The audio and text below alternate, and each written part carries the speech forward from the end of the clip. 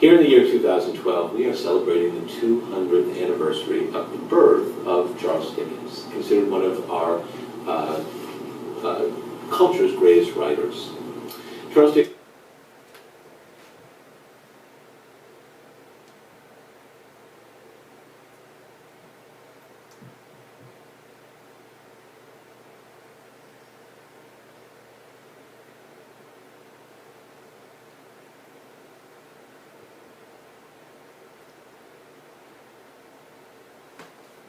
was indeed born in February of 1812 in England.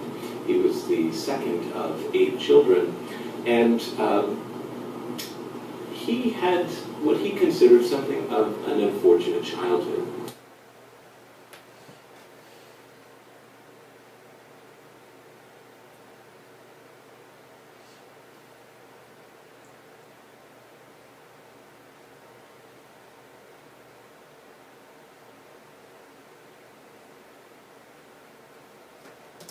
When he was just about 12 years old, his father was imprisoned for indebtedness. Now, at the time, debtors' prisons, as they were called, were intended not just for the individual who was charged with indebtedness, but for his entire family.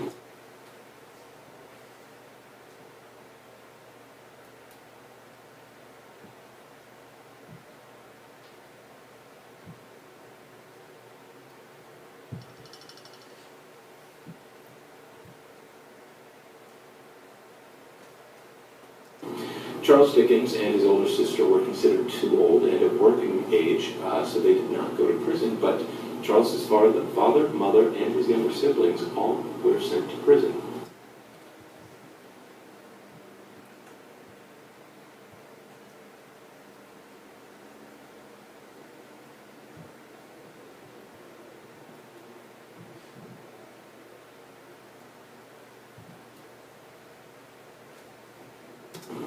Charles was sent to work in a factory at the time, and this was an experience which greatly influenced his writing and thinking in later years.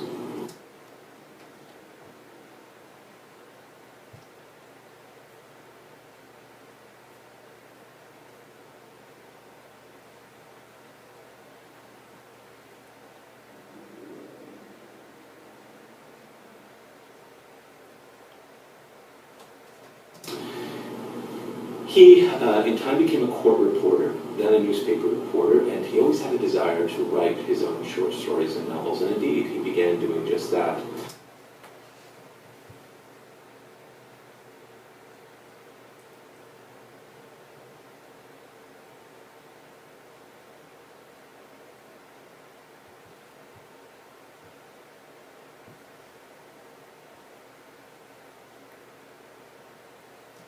Those works appeared first in serial form.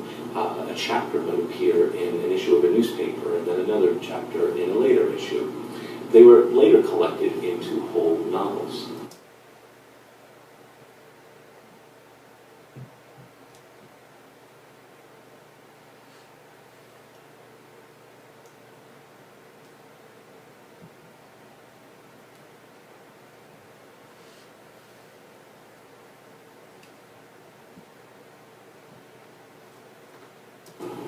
By the early 1840s, Charles Dickens had in fact published 5 full novels: The Pickwick Papers, Oliver Twist, Nicholas Nickleby, The Old Curiosity Shop, and Barnaby Rudge. And he was much praised and lauded and celebrated in England, but also in the United States.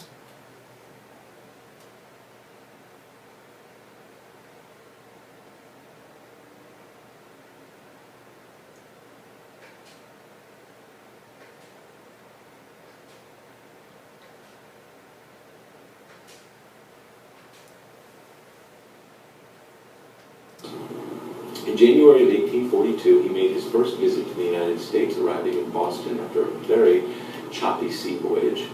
He had a desire to see the United States, see its institutions, travel through the southern and what was then considered the western part of the country, as far west as St. Louis.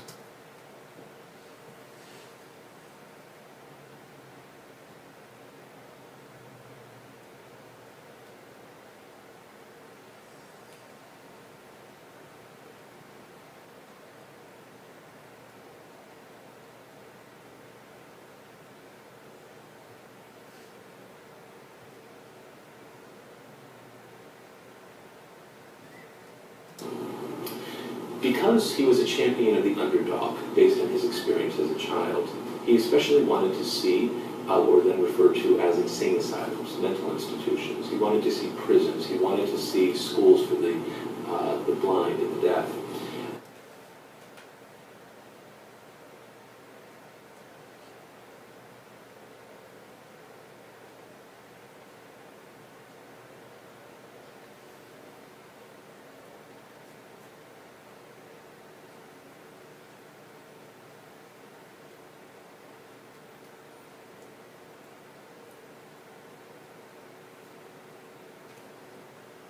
And he was actually appalled by some of those institutions.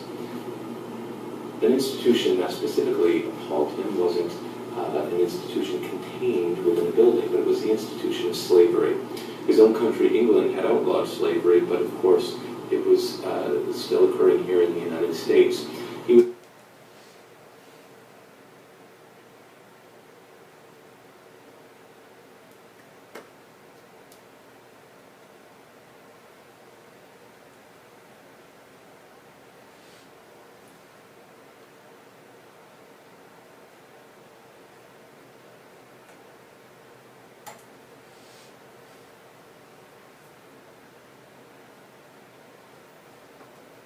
so bothered by it and what he was seeing on the streets of Washington, D.C., that he refused to go any further south into the United States.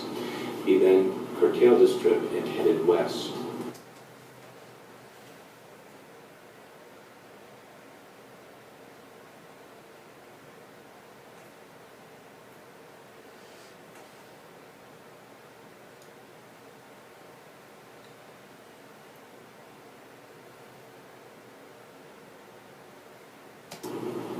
He got as far west as St. Louis, and while he was in Illinois, one of the things he wanted to do was to have an excursion, a day-long excursion to see a prairie, what he referred to at the time as a looking-glass prairie. I'm guessing that was because of the way that the growth in the prairie, when blown by the wind, created a sort of a bright light effect or a mirror effect.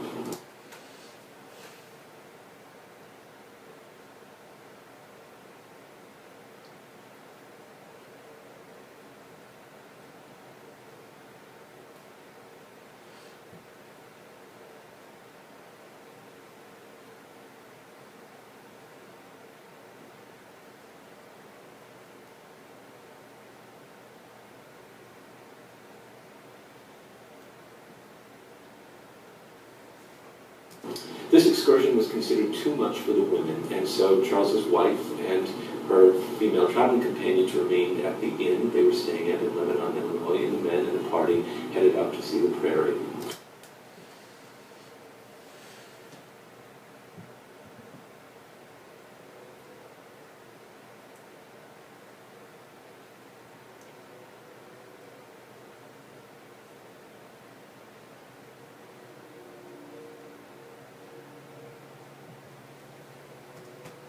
This was just one of many things that disappointed Charles Dickens on his visit to the United States.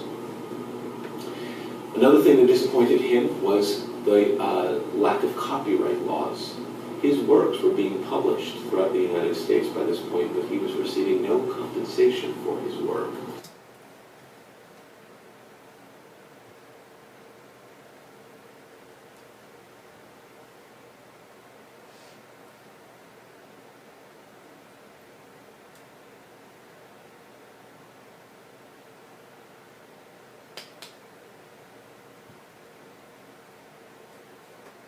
This was something that he, along with other writers of the time, American writers as well, such as Washington Irving, were staunchly fighting for. When Charles Dickens returned to England later that year, he published a book based upon his travels to the United States entitled American Notes.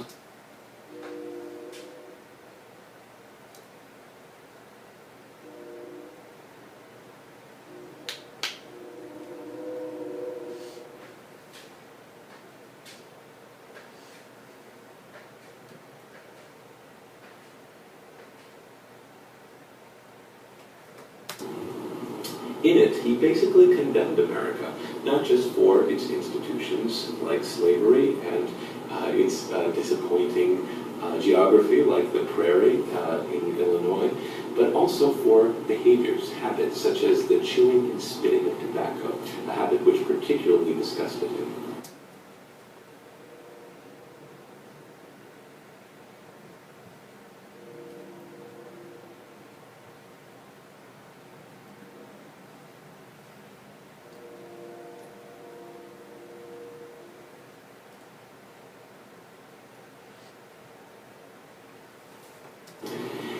Americans, while they still loved his writing, were no longer fans of the man Charles Dickens, and there was sort of a tension in the relationship between Americans and the man.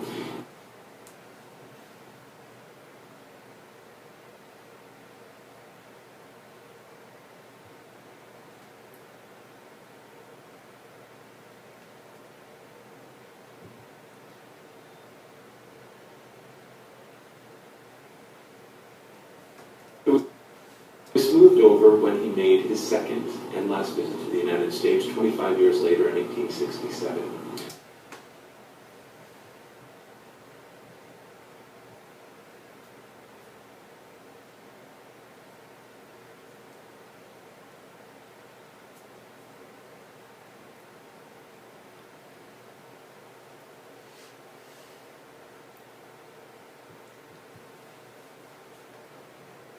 He traveled throughout the entirety of the United States in this trip and felt that America had much improved since his earlier visit.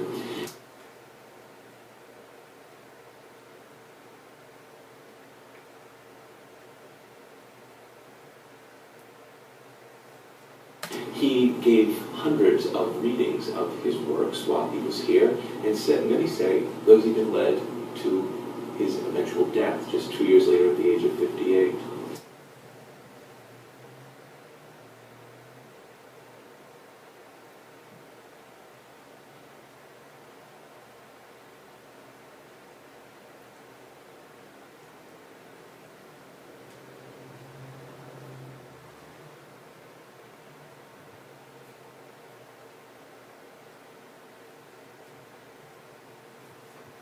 Yes, many say that if Charles Dickens hadn't become such a successful writer, he would have been a successful actor. He was so impassioned in the readings, or excerpts of his readings during his visit to the United States, that many doctors claim it so weakened him